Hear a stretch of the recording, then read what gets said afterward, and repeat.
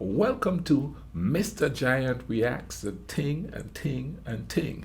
I'm Mr. Giant, and today someone suggested that I watch this series here, and it's the story of Michael the Brave. And what we're going to be watching is the Battle of Calugareni, 1595 AD. Never heard of this guy before, so I'm interested to find out who he is, where he's from, and what he did. This is a series, a new series we started and thing. So we're gonna learn about Michael the Brave here and thing. You know what I mean? And this is the first one in a series of 5 that we're gonna learn about him. Let's go ahead and YouTube and simmer and learn who Michael the Brave was. After decisively defeating Safavid Persia, the Ottoman Empire turns its war machine towards Europe.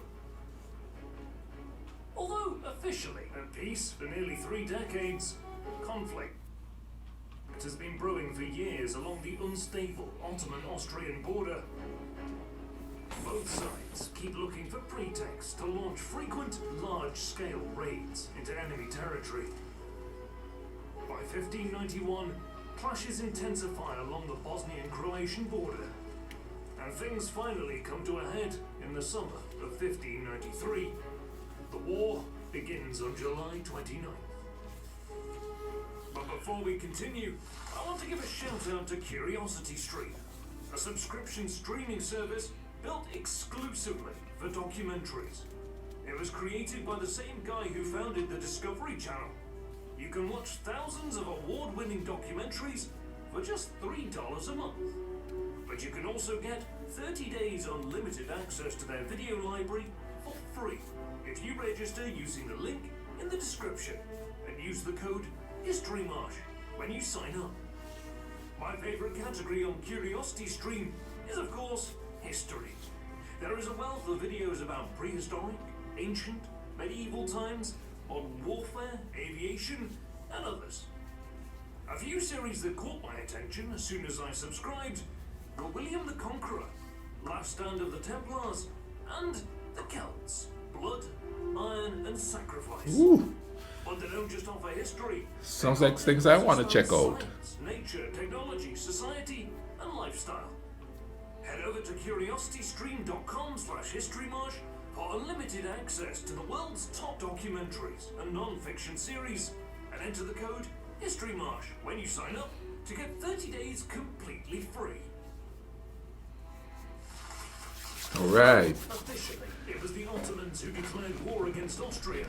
Both empires are, in fact, itching for a fight to extend their control over the Trans-Danubian and Carpathian regions.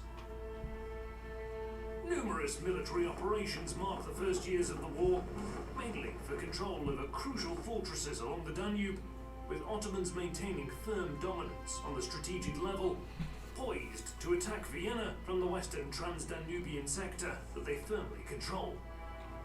But the old Austrian capital is spared when the attack is postponed because of the death of Sultan Murad III and the ascension of Mehmed III to the throne. Another setback for the Ottomans is the unstable situation in the Carpathians, created by harsh economic pressures imposed by the central government.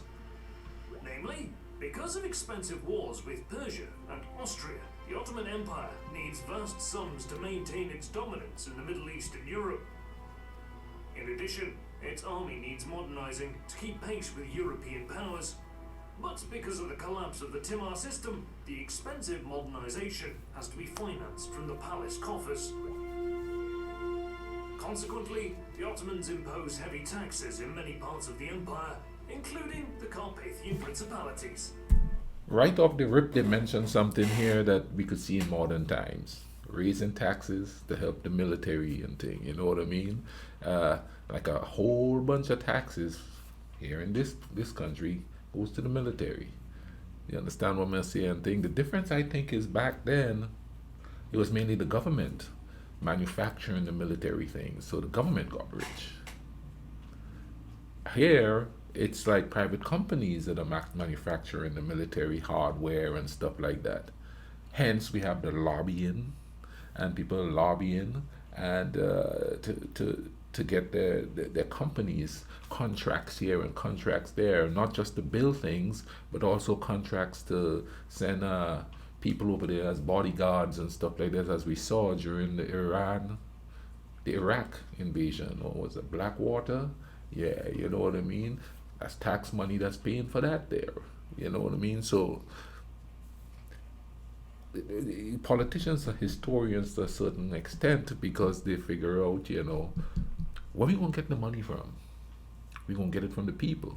Then later on, people say, well, if we start building those arms ourselves, privately, then rich people who own those companies could make money off of the people and tell the people that they need that military extravagance to keep them safe, to give them peace, to give them freedom.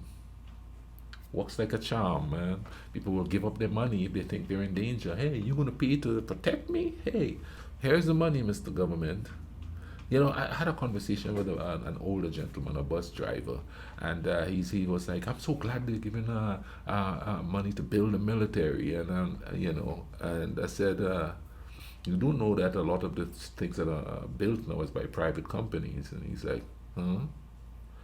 And you do know that your tax dollars is paying them, and that they are lobbying to see who would get the best price, and then they give out your money to privately owned companies. So, whose interest is being served here? Is it your interest, or is it certain people getting rich?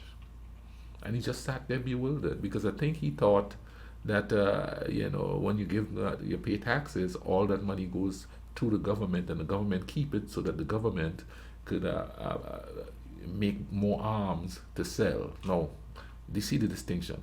The government make the arms to sell, not realizing that the government give the money to private companies when they negotiate to see who could give them the better prices. And in some cases, they don't even negotiate, they give it to friends, sometimes to family members. So is it for profit or for peace? That's the question. I'm not saying that's the way it's happening, but all indicators point towards that. Let's keep watching this here. Century, Wallachia and Moldavia, although nominally autonomous, are in reality oppressed Ottoman provinces. Their voivodes serve as mere tax officials for the Sultan. In the Ottoman legal system, such vassal states were referred to as tax farms. However, this higher taxation isn't felt as hard in Transylvania. In the 16th century, it is the richest and most urbanized of the three principalities with a thriving manufacturing sector. Strategically, it is in the outer reaches of the empire, protected by the Carpathian Mountains and many fortified cities. Transylvanian voivodes traditionally use this strategic position to bargain for lower taxes and better terms overall. In contrast, Wallachia and Moldavia are less developed. Their weaker economies are mainly structured around agriculture and cattle breeding. Furthermore, in exchange for being allowed to rule as vassals of the Sultan, their voivodes agree to tear down existing stone fortifications and are forbidden from building new ones, leaving their countries exposed to the Ottomans, who occupy fortified positions along the Danube, from where they can exert control over the two principalities, impose much heavier taxes, and launch frequent, devastating Akinji raids. What's worse, Turkish populations begin settling in Wallachian territory, building communities and mosques, thereby violating the Treaty of Nicopolis that prohibits this by the vassal status of Wallachia. Powerless to resist, Wallachian and Moldavian nobility in turn oppresses their own people throughout the 16th century as they try to appease the Sultan, lest they be replaced by a pretender more capable of meeting the higher taxation quotas. Economies of the two Danubian principalities are further strained as they are obliged to sell grain, cattle, and other produce to the Ottoman Empire at below market prices. And even this exploitation is overextended because of long and expensive wars, as well as the ongoing modernization of the army.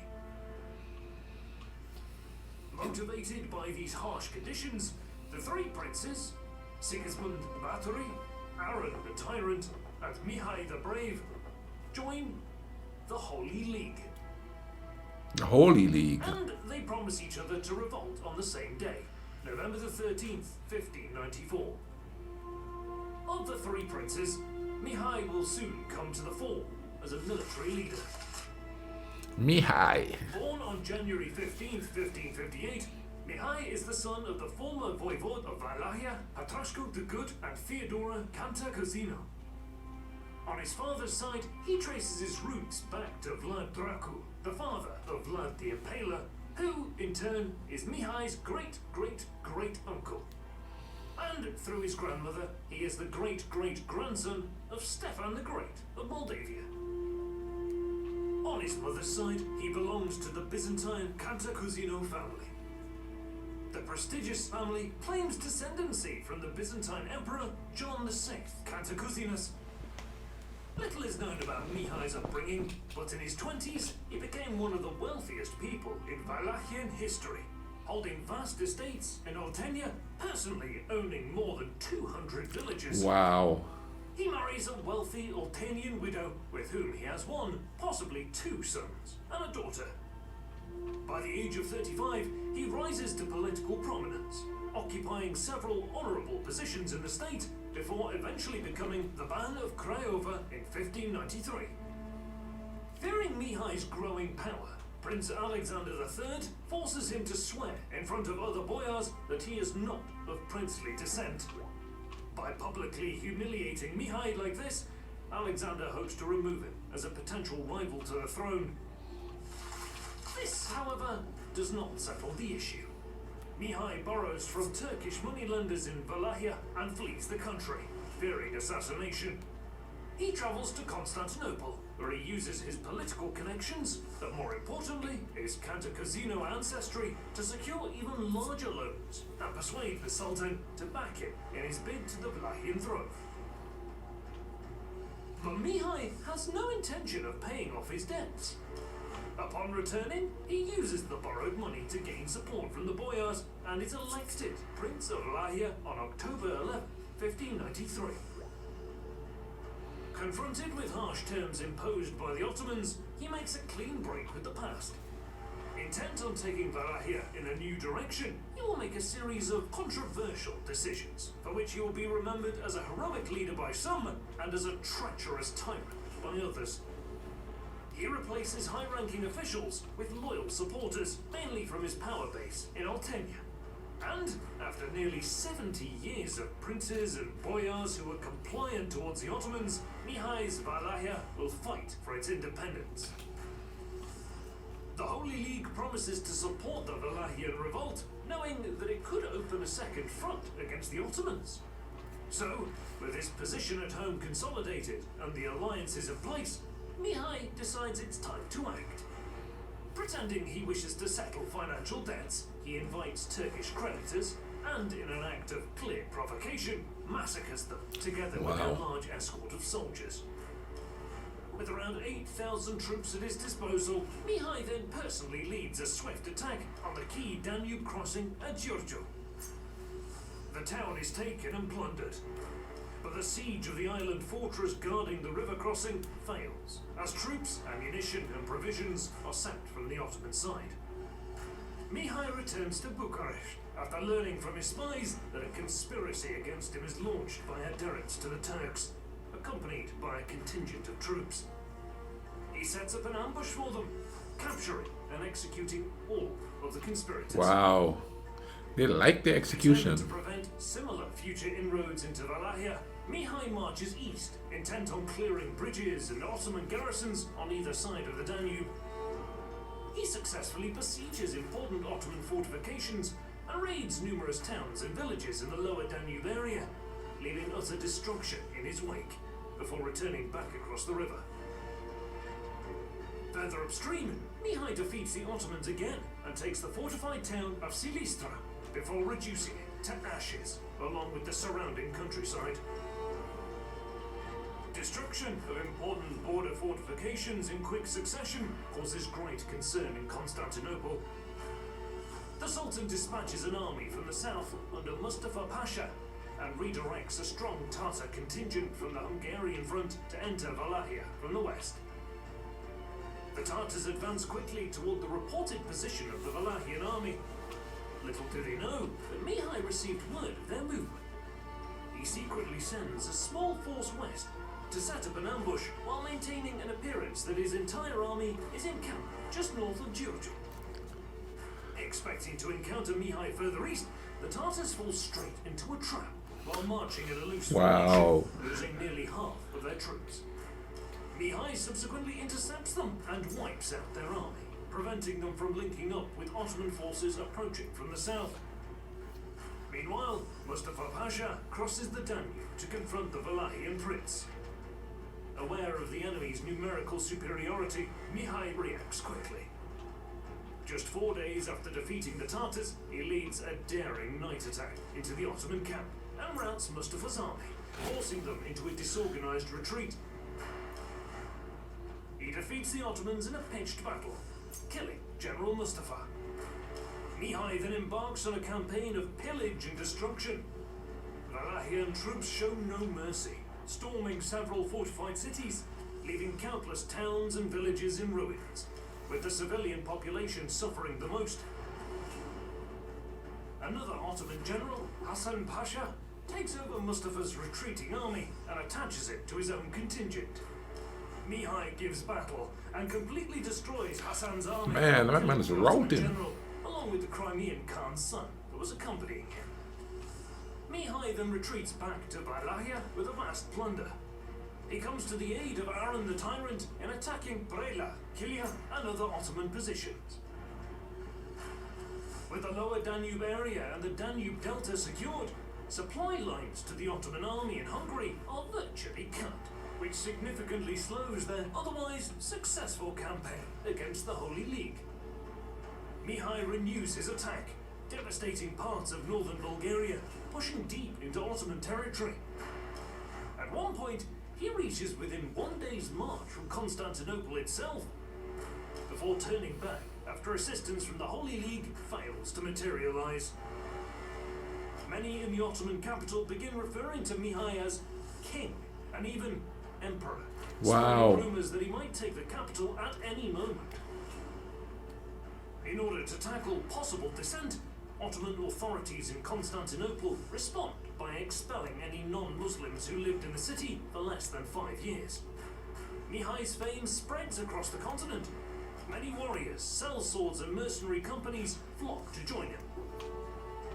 Ottoman scholar Selanik Mustafa writes of the great destruction. All of our sanjaks are captured. We are ruined. The urgency of the situation is such that Sinan Pasha himself, the great mastermind behind the successful campaign against the Austrians, is recalled from Hungary to organize a counterattack on Wallachia. But Mihai has reasons to worry. While his campaign was certainly successful, having personally led his troops in battle, he saw firsthand that the Wallachian army is obsolete and in a deplorable state. Aside from contingents of Cossacks and Sekeli mercenaries, Wallachian troops are poorly equipped. There is a general shortage of horses, weapons, carriages, tents, and even food supplies, water and fodder. Furthermore, there is a problem with discipline and basic training among the troops. At night, passwords would be called out loud in the camps. Wallachian troops would view foreign mercenaries with suspicion, sometimes encamping separately and refusing to cooperate with them. Mihai realizes that he needs a professional army of mercenaries if he is to have any chance at stopping the efficient Ottoman war machine. But paying salaries for thousands of mercenaries and equipping them with firearms is extremely expensive. So expensive that the entire state of Wallachia cannot afford it. Nevertheless, Mihai puts his already weak Wallachian economy under stress in order to secure the necessary funding. He imposes much higher taxes on his subjects than the Ottomans did previously. In addition, he introduces a law that ties peasants to their landlords' estates in an attempt to avoid financial instability, thus effectively enforcing servitude upon his people. Servitude. Wow. He takes away the liberties of countless free villages, turning them into dependent communities.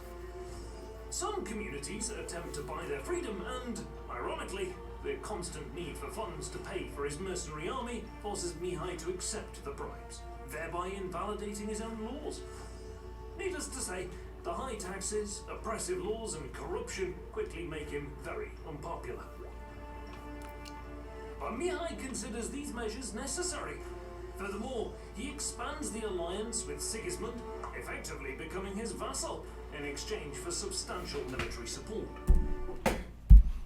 Okay, what I'm noticing here about Michael the Brave on the onset of all of this is that he doesn't have that one thing that would unite everybody, like, oh, they're the other, we need to get rid of them, or a religious belief, or some kind of a constant political ideology. You know what I mean? He's just building an army to take over.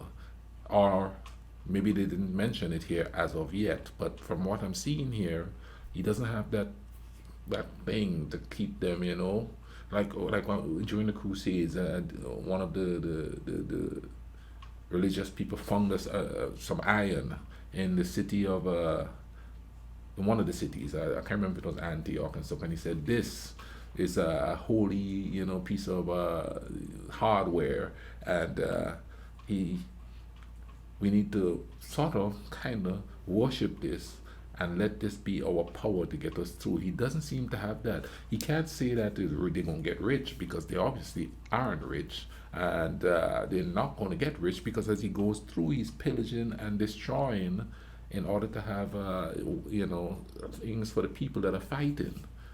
The higher taxes, I guess, was the only option, but then that creates, you know, issues with the people, because the people, they're paying the higher taxes, but there's no reason for them to back him if it's not benefiting them, you know, unless he would use protection from the Ottomans. Maybe some of that, but then obviously it really wasn't ingrained in them yet. Let's keep going to see where this is going to head. The terms imposed by Sigismund are much worse than those Wallachia had with the Ottomans before the war. Mihai's reasoning is that he needs military support now, and he would have agreed to any terms. With his numbers bolstered to around 15,000, Mihai takes up position on the Danube. Across the river, the Ottomans are amassing 100,000 combat and non-combat troops, intent on fully incorporating Wallachia into the empire. Operations to cross the river begin in July, but Mihai's guerrilla tactics delay their advance by a whole month before he is forced to retreat when Ottomans manage to establish a bridgehead. Mihai stops his army and makes a stand near Calugareni. Calugareni, okay.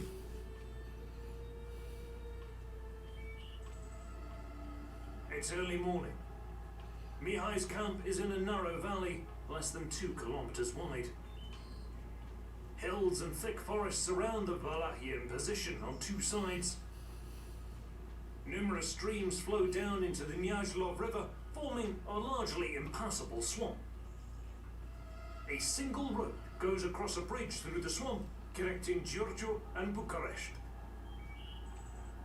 Knowing that the Wallachian army is somewhere in the valley, Sinan dispatches scouts to find fords across the swamp and stops his column so the rest of his troops can catch up. The aggressive Mihai goes on the offensive, wanting to engage the Ottomans while only a part of their army is present. Sinan shores up his ranks and readies the men, just in time. The momentum of the charge initially pushes the Ottoman line back, but Mihai surprisingly begins a fighting retreat towards the bridge soon after. He keeps the Ottomans committed, giving more and more ground, forcing Sinan to send more troops to prevent the vanguard from being separated from the rest of the army. The retreat slows at a choke point near the bridge. Mihai's mercenaries inflict heavy losses on the enemy while they continue to pull back across the river, but the Ottoman vanguard is just as eager to press the advantage. As Sinan himself comes closer to the bridge, the Wallachian army on the other side comes into view. The enemy lured him into an ambush. Mihai's cannons open fire from the other side of the river. What? He had something up his sleeve. Ottoman troops are forced to march across the field under a constant barrage, while the vanguard's advance grounds to a crawl as they too are being bombarded. Seeing that some of his men are wavering, Sinan personally rallies the troops. With their general urging them forward, the Ottomans push the enemy back. Mihai responds by ordering more troops to descend on the crossing to hold the line. The deafening noise of the fighting drowns out orders from captains on either side. Meanwhile, Sinan's scouts return with good news. The way through the swamp is treacherous, but possible. The Ottoman general seizes the opportunity to envelop the enemy. He sends one contingent south of the bridge and orders another to find a way through the swamp and attack Mihai's right flank. At the bridge, sparring between the two armies continues as neither side is able to break the stalemate. Mihai receives reports that an Ottoman contingent is attempting an encirclement from the south.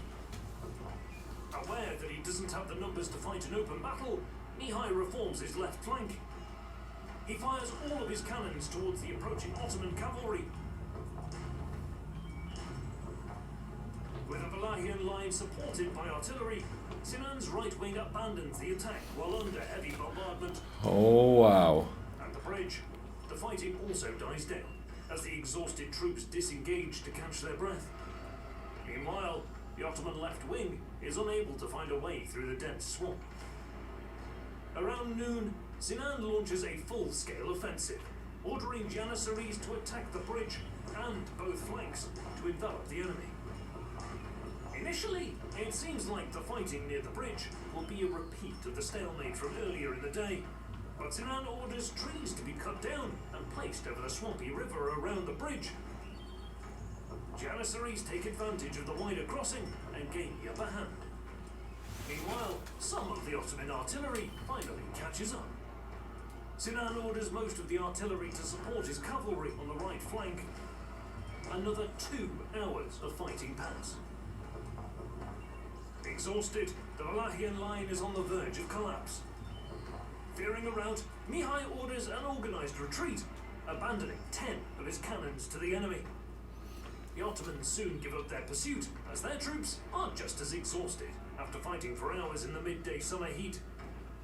The afternoon wears on, and a thick fog descends on the valley. Sinan proceeds to send troops across the river. Mihai knows he must act. A few hours later, he orders a general attack, realizing that if the entire Ottoman army crosses, he will have no chance of defeating them.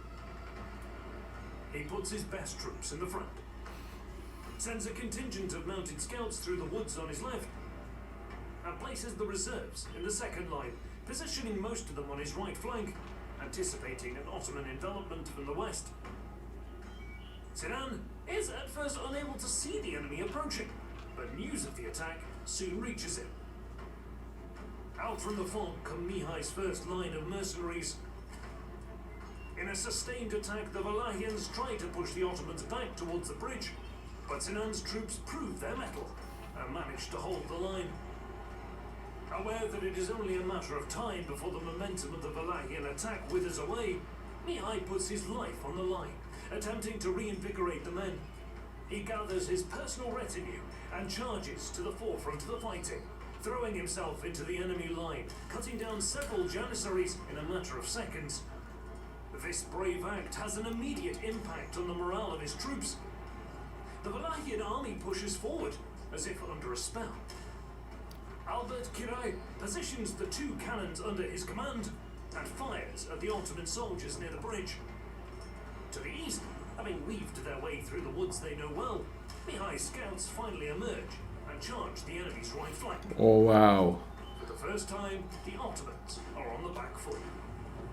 Seeing that his men are losing heart, Sinan personally rides across the bridge to rally his men. His presence slows the Wallachian advance, but not before Mihai manages to recapture his 10 cannons. A barrage is unleashed on the mass of Ottoman soldiers at almost point-blank range. Meanwhile, Kirai fires his cannons at the Ottoman right flank. Pressed against the Janissaries and taking heavy losses, Sinan's cavalry on the right routes, with Mihai's scouts pursuing them across the river, Sinan joins the fighting himself and orders an all-out charge. Ottoman troops rally around their brave general. An intense battle ensues, as neither side is willing to give in. In the melee, Sinan is thrown from his horse into the muddy river.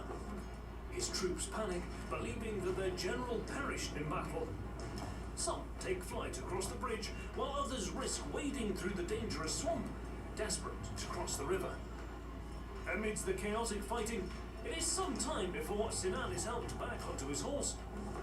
He reprimands his men for running away, hurling insults at them, demanding that they stand and fight. But it is too late. What little troops remain committed won't be able to check the Wallachian advance. He orders a general retreat. Mihai doesn't give chase, still threatened by the Ottoman left flank. But before the day ends, they too will be routed from the field. The battle lasted for about 16 hours. Wallachian losses are fairly light. Of the 15,000 troops under his command, Mihai lost about 1,000 men. Wow. Most of whom fell in the final charge.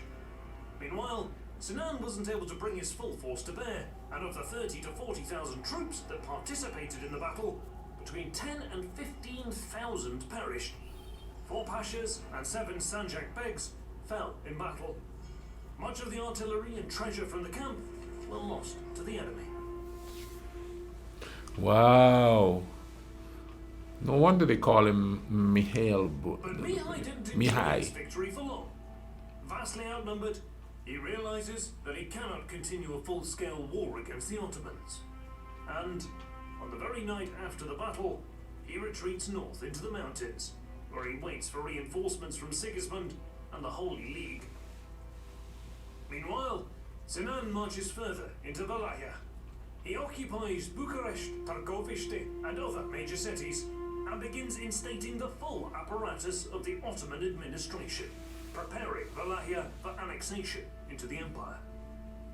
But the story doesn't end here. No, no, no. If you enjoyed the video, please hit that like button and subscribe. It's amazing how back in the day the generals would ride into battle and they would rally the troops. You don't see that much anymore. Technology has totally taken away that sort of bravery in leaders, you know. They just sit in the house in their big palaces or whatever and say, off to war, people, off to war.